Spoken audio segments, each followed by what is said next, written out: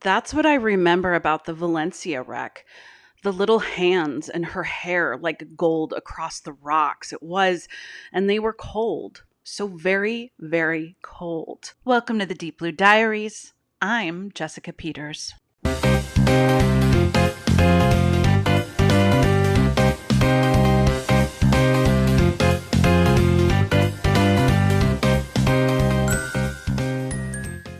Hey, mermommies and sea daddies. I want to give you a bit of a warning about today's episode. It's a rough one.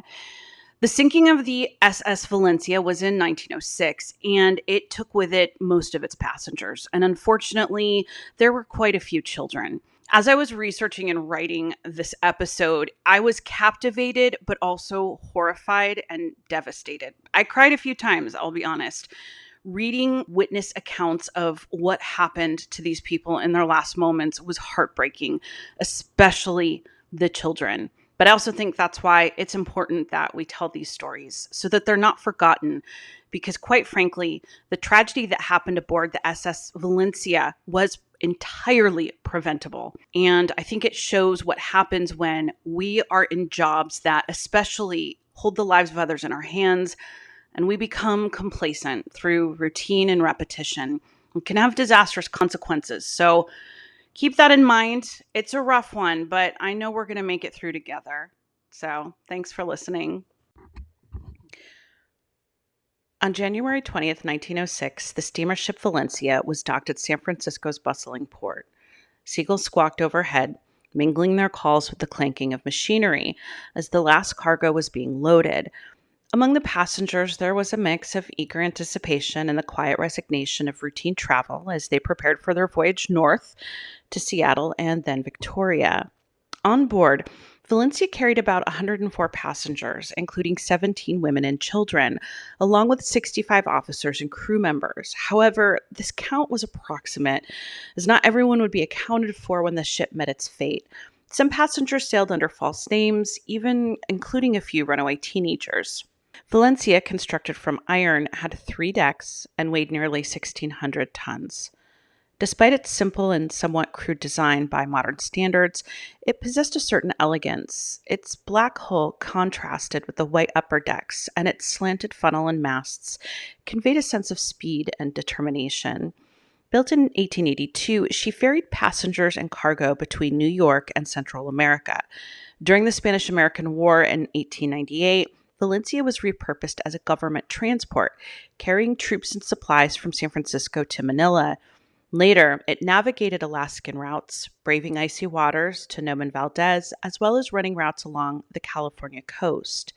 In her current chapter, the Valencia was about to play a pivotal role in maritime tragedy. In fact, a role in a slew of tragedies that the Pacific Coast Steamship Company, which owned the Valencia, had suffered. Just 4 years earlier in 1902, the company's ship, the Walla Walla, collided with a French bark and sank near Cape Mendocino, claiming many lives. In 1904, another vessel called the Queen City, commanded by Captain N.E. Cousins, a name soon to be significant in this story, caught fire at sea, resulting in 14 deaths. Later that year, the Mainlander sank after a collision with a tugboat, but luckily all lives were spared. Now it was Valencia's turn to take center stage in an ill-fated narrative. She wasn't originally intended for this particular voyage. The city of Pueblo was another ship, and it was the regular on the route north to the Juan de Fuca Strait, but it had run aground on the Columbia Bar and was under repair. So Valencia took her place, a substitution with lasting consequences. At the center of this catastrophic event was Captain Oscar M. Johnson, a seasoned American mariner renowned for his extensive experience navigating the coastal routes of the Pacific. The Valencia departed San Francisco early Saturday afternoon and enjoyed a normal route without any signs of trouble. By Sunday afternoon, around 3 o'clock, conditions began to shift. Earlier, the wind had been a gentle breeze from the north, but as the day progressed, it turned into a strong, persistent southeasterly wind, a sign of an approaching low-pressure system. Despite these changes, Captain Johnson had yet to establish a reliable point of departure. The last confirmed sighting of land was Cape Mendocino early Sunday morning. No other landmarks or lights had been sighted since. Not until 6 p.m. on Monday did Captain Johnson begin taking soundings, measuring the depth of water beneath the ship. From that point until 9:30, the crew cast a lead every half hour, finding no bottom with readings suggesting depths of at least 80 to 100 fathoms. A fathom is a maritime measurement, so 1 fathom is equal to 6 feet. So, with depths of 80 to 100 fathoms, it was about 480 to 60 feet. To those on board, it seemed they were in deep, safe waters with no immediate cause for alarm. Around 9 p.m. that Monday night, Captain Johnson started to believe that the ship was nearing the Umatilla lightship, a crucial navigational aid. Darkness had long fallen, and passengers below deck were likely winding down, perhaps packing their belongings, anticipating arrival in Victoria by morning. Standard practice on this route was to locate the Umatilla lightship by sight or through soundings along the sea floor. Each sighting would be a reassuring confirmation of their position. But that night, there was no sighting. So, relying on a theoretical position instead of confirmed data, Captain Johnson assumed proximity to the lightship, which was a devastating misjudgment. By 9 o'clock that night, the log showed a distance of 652 nautical miles traveled. Under ideal conditions, this distance should have placed them near the Umatilla lightship. Yet, for reasons that still remain a mystery, Johnson believed the log was what's called overrunning, which means he believes that he was getting a false sense of distance covered. By his estimations, they were overrun by 6%, calculating that the Valencia had traveled only 612 nautical miles. That would place them 40 miles south of the lightship. Second Officer Peter Peterson and the fourth mate questioned the captain's assessment, but he dismissed their concerns and, convinced of his calculations, forged ahead. Complicating matters, the log measured only distance traveled through the water, not across the ground. Ocean currents can dramatically skew these readings. If currents were in their favor, the log might show a shorter distance than actually traveled, and vice versa. Johnson, an experienced captain, should have known this. Yet, perhaps overconfident from previous trips in calmer summer currents, he misread the situation entirely. In winter, North Pacific currents shift and they create powerful northward flows along the coast, a seasonal phenomenon well documented in pilot charts. Unfortunately, these charts weren't aboard the Valencia. Believing he was far south, Captain Johnson made the fateful decision to turn the vessel eastward towards the coast, aiming to pick up the straits of Juan de Fuca's entrance. However, the strong currents had likely pushed them farther north than the captain realized. Throughout the evening, the soundings continued. At 9:30 p.m., they hit 80 fathoms. By 10, it was 60 fathoms. So that means that there was a shorter distance between the bottom of the boat and the sea floor. Unaware of the growing danger, Johnson turned slightly west, believing they were still on course. The readings were deceptive, masking the ship's true position. Each depth should have served as a warning, but each was misinterpreted. By 11:15, the depth dropped to 40 fathoms. By 11:30, it had dropped to 30 fathoms. These sudden, shallow readings signaled dangerous proximity to the shore. It was only at 11:35 that Johnson made a sharp turn to starboard, hoping to pull away from what he now sensed was an imminent threat. The abrupt course change might have been triggered by a glimmer of light spotted around midnight, which a passenger claimed was a lighthouse, possibly at Carmana Point. Whether Johnson saw this or mistook it for another reason remains unclear, but whatever the reason, he believed they were near safety. At 11:45, soundings reveal a critical low of just 24 fathoms. In a moment of clarity, Captain Johnson realizes the dire situation they face. The cliffs of Vancouver Island loom close by, unseen in the darkness. As Second Officer Peterson, standing on the bridge with him, spots a foreboding shape ahead. With urgency, Johnson commanded the ship's wheel hard over, steering frantically eastward in a last-ditch attempt to avert disaster. Time, however, was not on the Valencia's side. The ship's hull collided with a coral reef, the impact echoing like thunder through the vessel. This was no gentle nudge, but a violent jolt that marked the beginning of the end for the Valencia. That was the moment that surviving witnesses later said Captain Johnson uttered words you never want to hear from your ship's captain. My God, where are we? Carl Neitzel wrote the book, The Final Voyage of the Valencia, which I highly recommend. In it, he writes, after making impact, the Valencia hung there a few minutes. She then turned on the rock as a pivot and came off, drifting slowly ashore in the mountainous swell. She now lay at an almost right angle to the shore, her bow pointing to the sea and her stern only a few yards from the cliffs. This was to be her final resting place. Survivors later recounted the tormenting proximity to safety, only 15 to 30 yards from the shore, though divers would later confirm an even crueler truth. The Valencia lay a mere 50 to 60 feet from the shore. The natural setup around her was anything but friendly.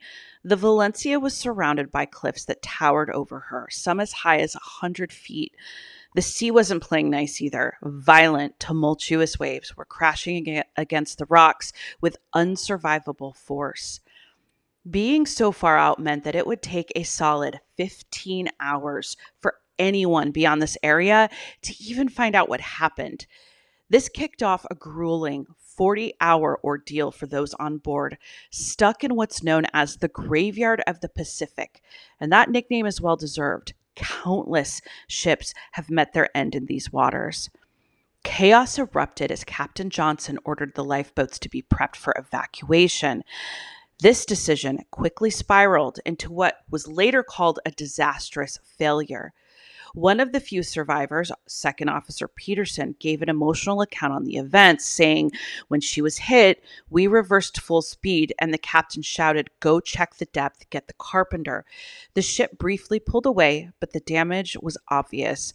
Water poured in below deck. The carpenter's grim updates went from 2 feet to 6 feet in no time. Facing the inevitable, the captain made a critical call, rallying everyone to prepare for one last desperate move, declaring, I'm going to beach her. Amid the chaos, panic bubbled just under the surface. Without any practice drills, many crew members didn't know their role during an emergency, and the pitch black night amplified the confusion.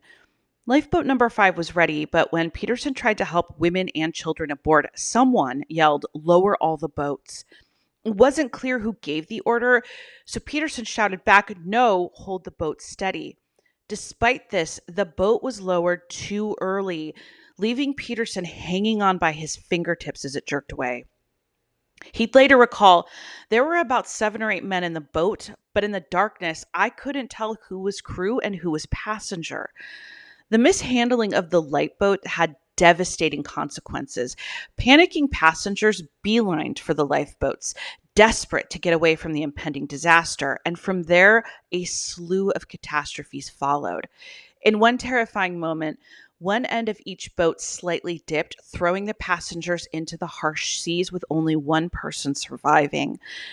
2 more boats were launched into the choppy waters, each with just a few crew members, but the waves were too much for the lifeboats and they capsized almost immediately. Out of several dozen people aboard these boats, around 12 managed to make it to shore. 9 of them survived, becoming known as the Bunker Party, who would later become controversial in the entire incident. We'll get into that shortly. Meanwhile, a 3rd boat also overturned in the rough condition with no survivors. To make matters worse, one of the 3 life rafts accidentally fell overboard and was lost to the sea, never to be seen again. And this was just the devastation happening in the water. Back on board the battered ship, countless tragic scenes were unfolding, and the stories from the few survivors were gut-wrenching. A little boy, just 5 years old, was seen crying and desperately calling out for his mom, who had sadly been swept overboard and drowned.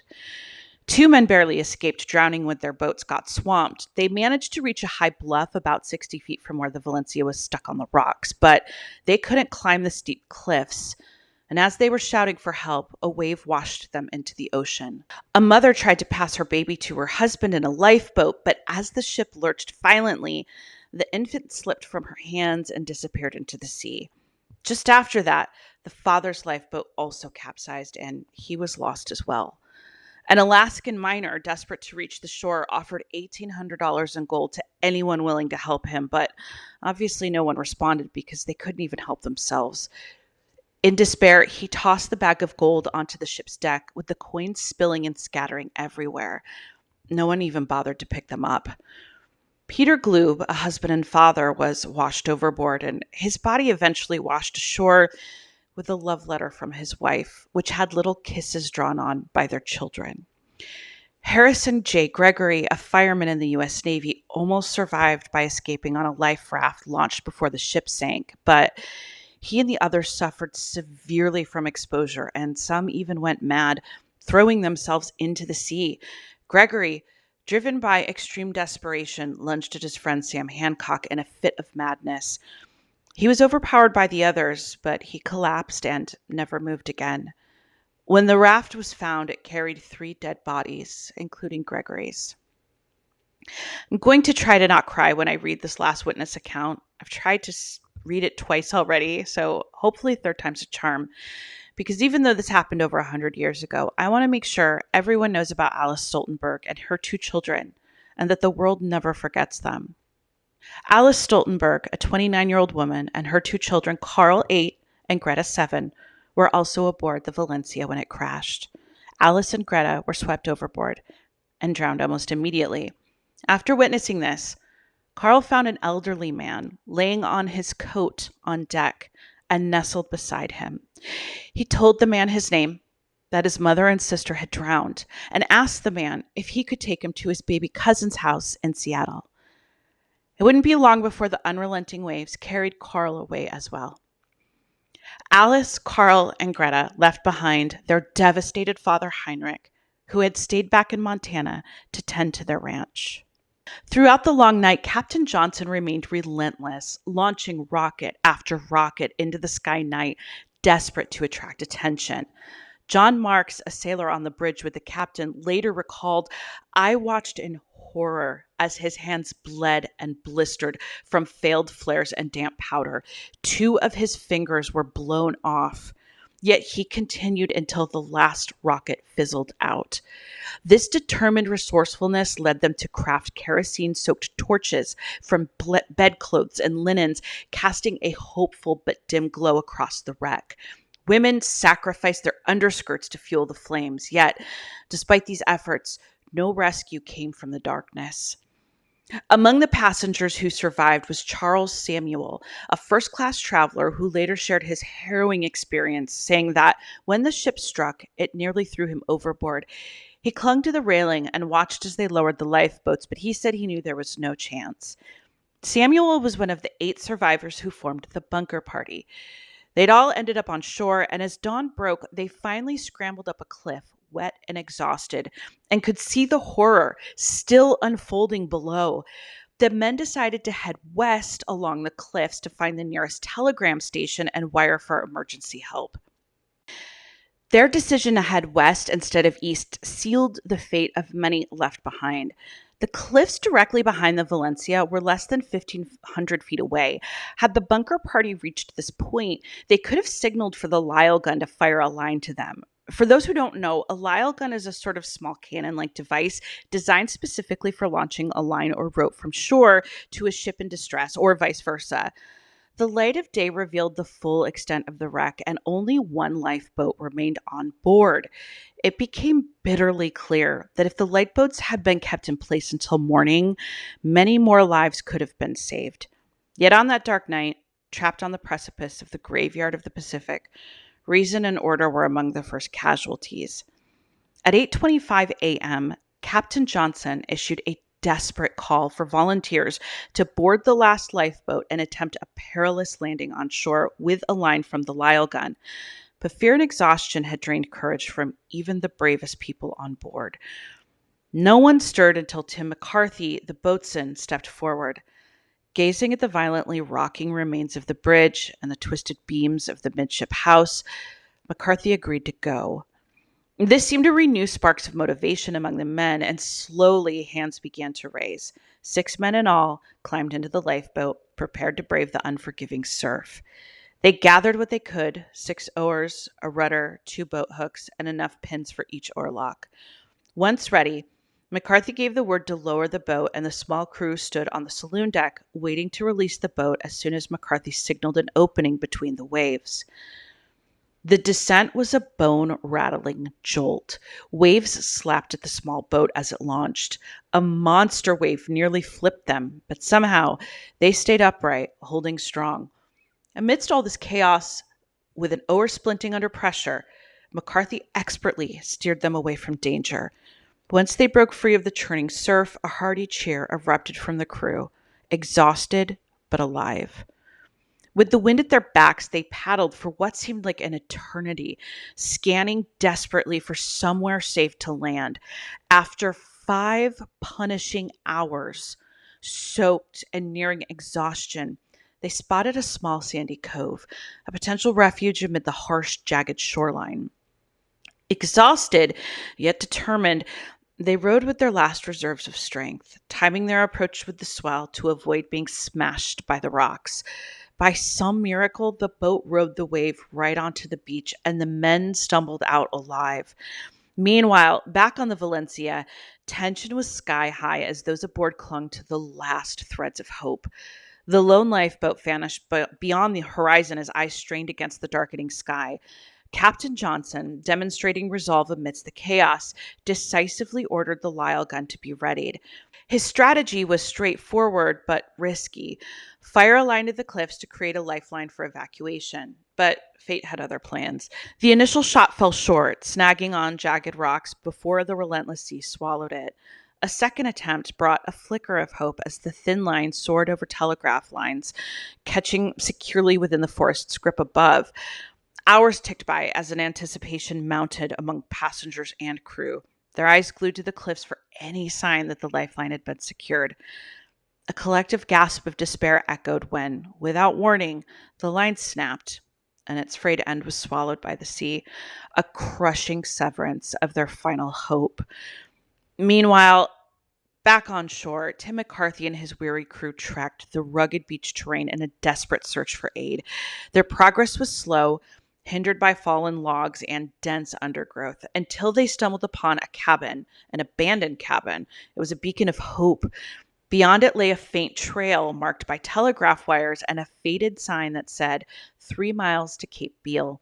For the first time since their departure, they realized their location: stranded along Vancouver Island's remote coastline. Following the trail, the men finally reached Cape Beale Lighthouse, where keepers Thomas and Minnie Patterson were waiting, astonished. Immediately, Minnie said, "You're the shipwrecked crew," revealing that someone had tried to signal from the telegraph line earlier. Though McCarthy's men hadn't attempted to contact anyone, the mystery unraveled. The 9 men from the other lifeboat, the bunker party, had survived. By Tuesday afternoon, the disaster's grim news reached Seattle and Victoria. Rescue efforts mobilized from both cities, but were marred by delays and failures. Ships like the Queen City and the Canadian tugboat Czar drifted offshore, unsure of the Valencia's exact location. The media was outraged. The Seattle Times published a scathing piece and would go on to infamously call the incident wholesale murder, laying the blame squarely on the U.S. government for severe neglect and incompetence in maritime safety and rescue response. By dawn on Wednesday, more vessels approached the wreck site, thus beginning the final desperate chapter of the Valencia as rescuers raced against time to save souls from the deadly grip of the graveyard of the Pacific. Survivors recall a night filled with terror, pressed down by exhaustion as they clung to hope amidst the chaos. Wrapped in wet blankets, they spent the night crowded together on the hurricane deck, trying to shield themselves from the relentless sea. Said one survivor, "We huddled together against the cold, doing our best to find shelter from the pounding waves." While some hunkered down in the remnants of the cabins below, most were exposed to the harsh elements. Women and children clung to the rigging, their faces pale with fear. Many wore only thin nightclothes, barefoot and trembling as they tried to shield their children from the wind and spray. Others took to the ratlines, securing themselves with makeshift ties of clothing, blankets, and rope. Captain Johnson and his team wandered among the survivors, trying to keep spirits up even though they knew their chances were slim. But just after 9 a.m., as hope was fading, a glimmer appeared on the horizon. It was a ship. The Queen City, a large passenger steamer, was coming this way, trailed by a tugboat called the Tsar and another steamer named the City of Topeka. Relief washed over everyone, at least for a moment. The Tsar circled the Queen City like they were having a meeting, then tried to get closer to the Valencia. But soon enough, hope turned to dread as the Tsar was forced to retreat by the fierce waves crashing over the coast. Joe Sigalos, one of the few who made it through, remembered the gut-wrenching moment, saying, "When the Queen City showed up, everyone was overjoyed. We thought rescue was finally here. But when the Tsar tried to come closer, the sea was so rough. Waves poured right over the Valencia, soaking every room. People clung to anything they could grab. When the topmast snapped, it took 5 or 6 people with it. They tried to clutch onto ropes. Some fell into the water, but they didn't perish. Not right away, at least." Desperation only grew as the hours ticked by. Captain Johnson urged the women on board to take a life raft and try their luck with the choppy sea, but they refused, opting to stay on the ship, hoping the rescue vessels would return. Eventually, a final raft was launched, carrying 17 men, including Siglos and the second officer Peterson.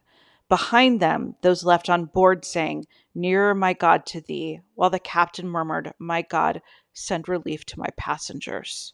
On a side note, the hymn Nearer My God to Thee was sung by the doomed crew and passengers of the SS Valencia, but many of you may know it as the song sung in the movie Titanic as the passengers were going down with the ship. Many believe that the Valencia was the source of the legend in the Titanic. The raft battled against the treacherous waves, its occupants hanging on with the hope that the city of Topeka would spot them. However, the current had other plans and landed them on Turret Island around midnight. Stranded and exhausted, they faced new terrors. Overcome with despair, Engineer Wilson plunged into the sea and drowned. 5 others, gripped by delirium, followed him before dawn. Only 9 survived that nightmare. Meanwhile, back at Cape Beale, boatswain Tim McCarthy and his crew stood alongside the Pattersons at the lighthouse, enduring the stormy winds and relentless rain. They kept watch through the long night, eyes peeled for any sign of hope. By morning, the Salver and the Tsar anchored at Bamfield Creek, igniting a flicker of hope among the weary survivors. Yet, even this small hope was snuffed out as both ships eventually withdrew, unable to reach the beleaguered Valencia. All the while, the city of Topeka, led by the dedicated Captain Can, navigated the stormy seas hunting for the wreck. Tragically, officials from the Pacific Coast Steamship Company made the fateful choice to send the Queen City back to Victoria, leaving the city of Topeka to patrol the unforgiving waters alone.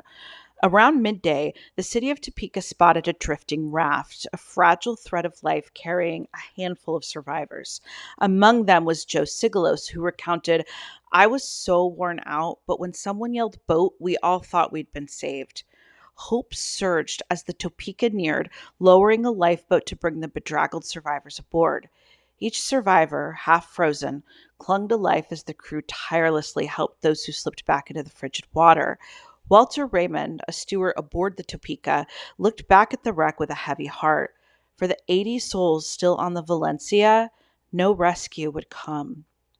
The shore party, led by Phil Dakin and assistant lighthouse keeper Joe Logan and local trapper Joe Martin, left Carmana Light with noble intentions but questionable execution. They heard about the wreck on Tuesday afternoon and set out with supplies and determination.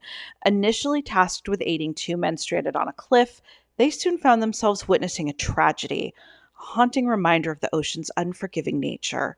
In the shadow of the Klanawa River, their unexpected leisure was marked by a delayed start at 9:30 a.m.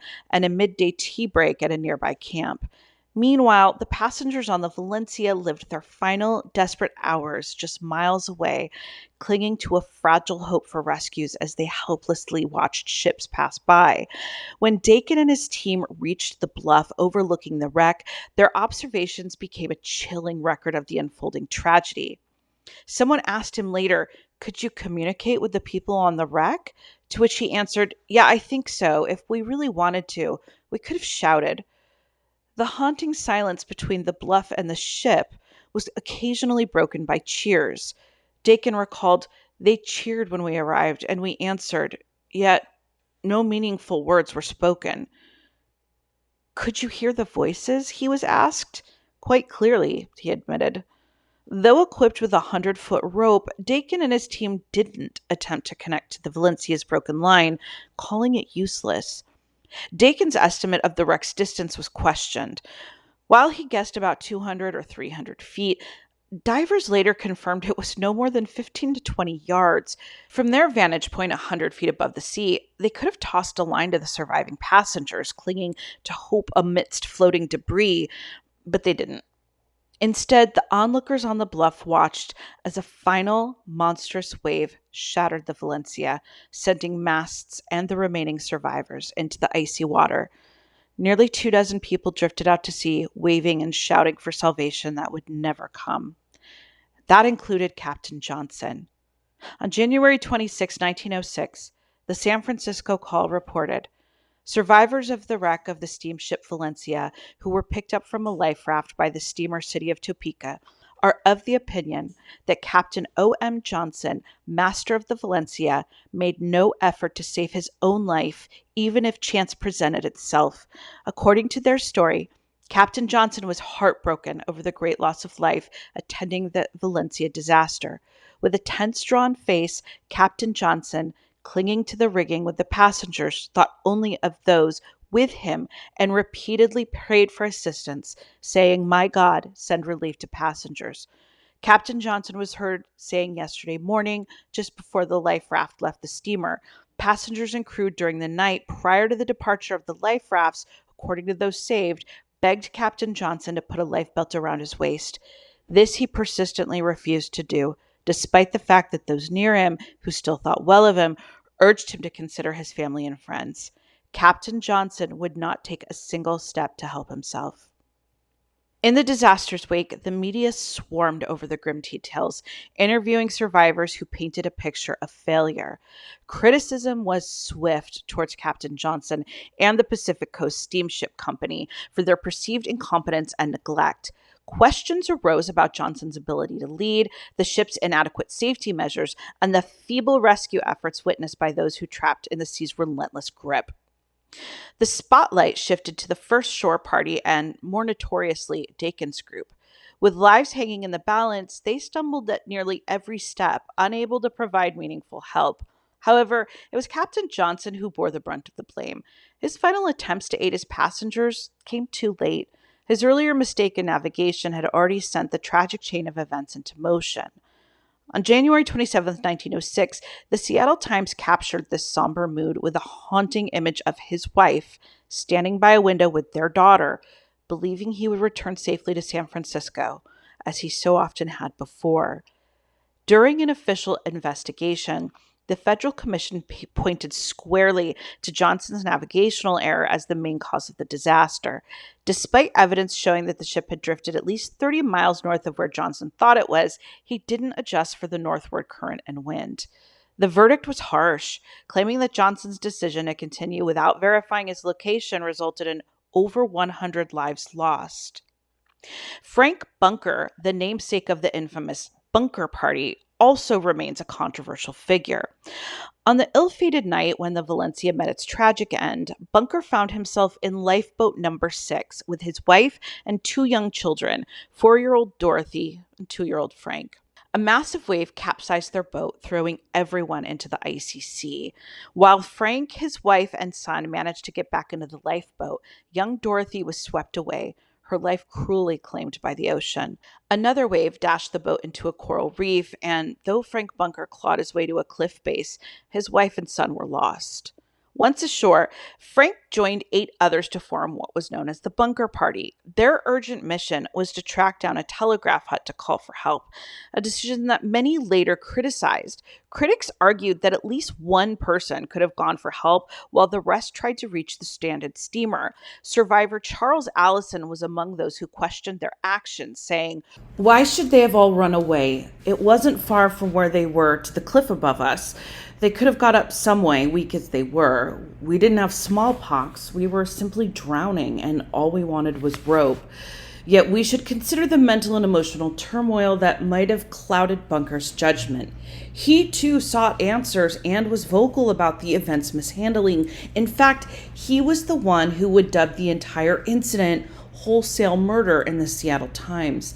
The blame wasn't solely on Bunker's shoulders. The ensuing inquiry painted a picture of systemic failures, a lack of lifeboat drills, unassigned crew positions, and life preservers filled with reeds that, according to Bunker, sank rather than floated. These issues were common to many vessels in Puget Sound, raising questions about broader maritime safety. Further complicating matters, as the Queen City reported seeing 20 to 30 desperate people clinging to the Valencia's rigging, other ships departed, leaving nearly 75 people to their fate. Witnesses like Phil Dakin and others saw this from the cliffs. Their inaction was puzzling, as one inspector noted, questioning if they treated their trek with picnic-like nonchalance. When Logan was asked why they didn't rush to the scene sooner, he admitted uncertainty but acknowledged they could have done more to try and save lives. In the tragedy's aftermath, Victoria swiftly organized efforts to receive and care for the deceased. A temporary morgue was set up along the harbor, using freight sheds to accommodate the somber task. Each body that arrived in Victoria was respectfully managed by an immigration officer who also handled personal belongings. Initially, some bodies were taken directly to Seattle by the U.S. Revenue Cutter Grant, but this practice was soon halted.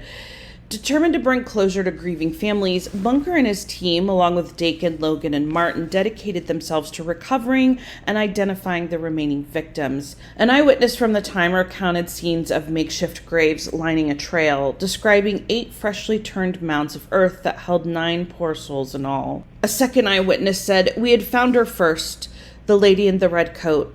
Her hair had come unpinned and lay about her head above the rocks, spilled like gold. I thought she would speak. I put my hand to her face, but she was so cold, as cold as the sea. She was lovely even then, except for the eyes. They would not close, and she clutched so tightly in death to the life jacket beneath her coat that we had thought to bury her with it on, but it was not a life jacket she held.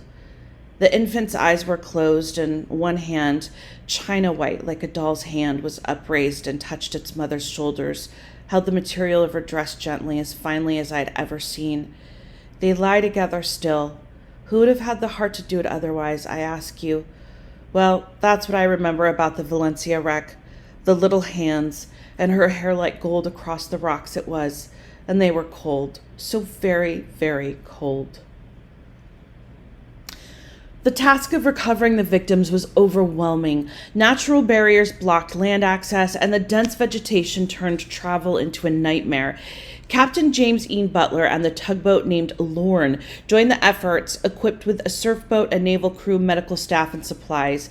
Even though they arrived after the worst had passed, their efforts in recovering many bodies were vital. Newspapers shared gut-wrenching descriptions of the victims to help families identify their loved ones. On February 3rd, a simple wooden cross marked the first grave on Long Beach, a poignant reminder of the unidentified victims. Despite the community's dedication, many bodies remained unclaimed, resting in shallow, often unmarked graves, their identities lost to time. While the somber task of recovery moved forward, curiosity shifted towards the wreck itself. Witnesses in small boats gathered to catch a glimpse of the Valencia's remains, her broken hull still visible beneath the waves. Rumors swirled about salvage attempts by the vessel's salvor or SAR, which left a sour taste among those who wanted to preserve the site. The tragedy sparked investigations into the navigational hazards of the Juan de Fuca Strait, ominously dubbed the Graveyard of the Pacific. Allegations of bias surrounded the inquiries led by government inspectors, raising questions about their neutrality. The Seattle Star questioned the findings, pointing out connections between key figures of the Pacific Coast Steamship Company. Meanwhile, the Victoria Board of Trade called for immediate safety upgrades along Vancouver's island's coasts, such as new lights, stronger fog signals, and improved communication systems.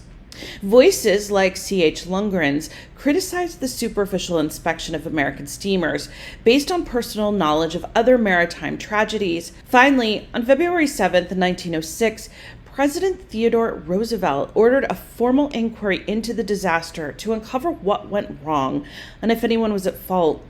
The Federal Commission of Investigation quickly began work and released a detailed report 2 months later. The report found that Captain Johnson, who commanded the Valencia, made navigation errors. He hadn't conducted a safety drill with his crew, half of whom were brand new. This lack of preparation meant the crew wasn't fully ready to operate the ship's lifeboats effectively. Captain Johnson's actions after the Valencia hit the rocks were commendable. He worked hard to secure passenger safety. However, the questions arose about the ship's lookout, who failed to alert the bridge about the looming danger. This lookout had been on duty for 6 grueling hours in harsh weather, which the commission thought was too long for anyone to effectively spot hazards. The commission also examined the life preservers on board, noting they met regulations, but suggested the federal government further investigate their effectiveness. The investigation highlighted Captain Cousins of the Queen City and questioned his decision to leave the wreck site without picking up nearby rescue tugs. The commission criticized his orders to leave, suggesting it was more about business interests than the safety of those stranded. The report also noted that the Pacific Coast Steamship Company, which owned both the Queen City and city of Topeka, made efforts to rescue survivors but fell short in this instance. The company's decision to prioritize regular business operations over rescue efforts was heavily criticized. Ultimately, the commission believed that more could have been done to save lives. The failure of the Queen City and the city of Topeka to attempt reaching the wreck with boats or rafts was a missed opportunity to rescue survivors who were drifting away. The commission expressed disappointment in the lack of heroic efforts typically seen in such sea emergencies, but declined to comment on Canadian ships involved due to jurisdictional reasons. In the aftermath of the Valencia tragedy, tales of mysterious ghost ships and other inexplicable events began to surface among the maritime community, adding a layer of haunting intrigue to an already somber story. Seafarers, known for their superstitions, found ample material for local lore in the wake of this disaster. One such tale emerged 5 months after the tragedy. Local fisherman Klanawa Tom, accompanied by his wife, was paddling along the shores near Shelter Bright when a cavernous sea cave caught their attention. Driven by curiosity, Tom ventured inside the cave, only to emerge moments later, visibly shaken and breathless. His discovery? It was a lifeboat, eerily afloat within the cave, carrying the skeletal remains of 8 individuals. The story quickly reached the ears of the Carmana lightkeeper W.P. Dakin, who promptly sent his 2 sons to investigate. The lighthouse tender Quandra also joined the effort, yet their attempts to enter the cave were thwarted by the relentless surf, which threatened to crush them against the rocks. It was suspected that Tom's extraordinary encounter had occurred during an exceptionally low tide. To this day, the mystery of the skeleton-laden lifeboat remains unsolved, feeding into the colorful mix of maritime folklore surrounding the Valencia disaster. However, one story emerged that was partially true, and that was the actual discovery of lifeboat number 5. I'm going to read this passage direct from Michael C. Neitzel's book because he's writing with firsthand experience, and it's compelling. Neitzel writes, according to Second Officer Peterson, this was the first boat to leave the ship late Monday night, and here he's talking about lifeboat number 5. Her passengers were spilled into the sea and drowned when the davits broke. Boatswain Tim McCarthy, however, claims to have left the Valencia Tuesday morning on number 5. That as it may, I was enticed by the mention in several books of the discovery of this lifeboat in Barkley Sounds 25 years after the wreck. I discovered that the nameplate of lifeboat number 5 was in the British Columbia Maritime Museum in Victoria. I called director and curator John McFarlane for information about where the rest of the boat might be. His interest aroused, John talked to his father about the incident, which in turn sparked a discussion among the old-time seafarers in Victoria to see if they knew anything. I visited the Maritime Museum in Victoria to see and feel the nameplate of the lifeboat, the only tangible reminder of the Valencia. The nameplate is displayed on the second floor, together with a drawing of the lighthouse at Pachina Point and a picture of Minnie Patterson and her husband and children at Cape Beale. The ragged piece of galvanized metal was protected behind plexiglass, the name Valencia clearly visible in a dark gray color. I asked John if the plexiglass could be removed, as it was reflecting the flash of my camera, but I also had another motive.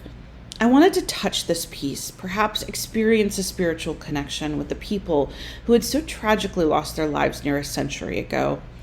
John agreed to remove the protective cover, and we walked towards his office. After we sat down, he told me the following story. John's father was about 8 or 9 years old, living with his family on the Victoria waterfront. He loved boats and always kept a skiff of some sort tied to a tree near the water. Sometimes he would buy an old lifeboat from ships being wrecked at the shipyard. Sometimes he would find one. And quite often, he would sell one for pocket money. Sometimes he would row 15 or more hours to bring a boat home. He was just a small boy, and many of the boats he got had been designed to be rowed by 8 adult men. This time, his son was to be disappointed. Captain McFarlane had found a lifeboat adrift in Berkeley Sounds. As usual, he went over to investigate since there could have been people on board. As he got closer, he was able to read the name Valencia, number 5. He was puzzled. Mariners, more than most other people, have a very keen sense of history, and although it had occurred almost 25 years earlier, the tragic wrecks of the Valencia were still very much talked about. In Berkeley Sound, there had been reports of a ghost ship that resembled the ill-fated steamer, and McFarlane wanted some proof that he had really found one of the Valencia's lifeboats. Although many sources stated that the lifeboat's paint was in perfect condition, it wasn't. The story in McFarlane's family is that it was quite rough and cruddy. The reports of the perfect paint was most likely tied to the ghost ship story to make its discovery seem even stranger than it really was. As the lifeboat was quite large and heavy, McFarlane decided not to tow it home. Instead, he brought it to a farmer's field near the inlet to Alberni Canal and beached it. He then walked up to the farmer's house to borrow an axe to chop off the nameplate as proof of his discovery. The farmer agreed and McFarlane went to work. It was a tough boat and ruined the farmer's axe, but McFarlane finally succeeded and took the nameplate home. The discovery of the nameplate made the news and was considered sensational. For the next 25 years, it was left in McFarlane's shed and almost forgotten. In 1955, the British Columbia Maritime Museum opened its doors, and the captain's wife suddenly remembered the nameplate.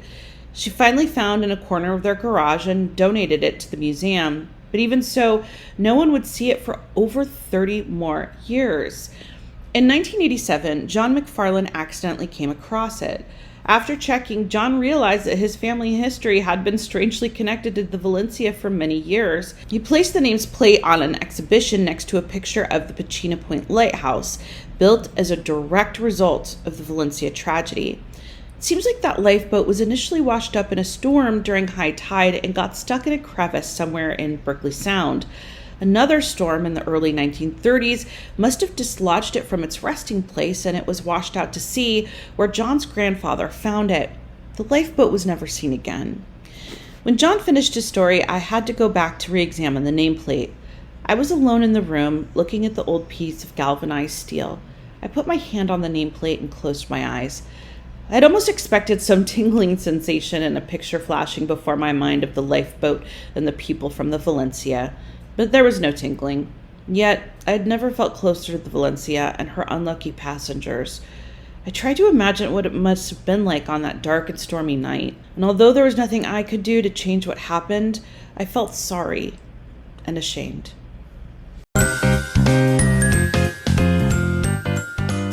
Thank you for listening. I'm your host, Jess. While I do spout fictional nonsense about the sea on my social media channels for entertainment purposes, I do put a lot of research into my podcast episodes.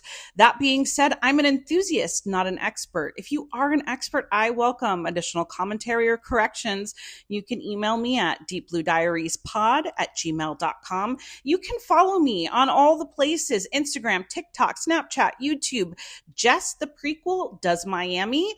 All sources, social media links be linked in the show notes. Till next time, bye.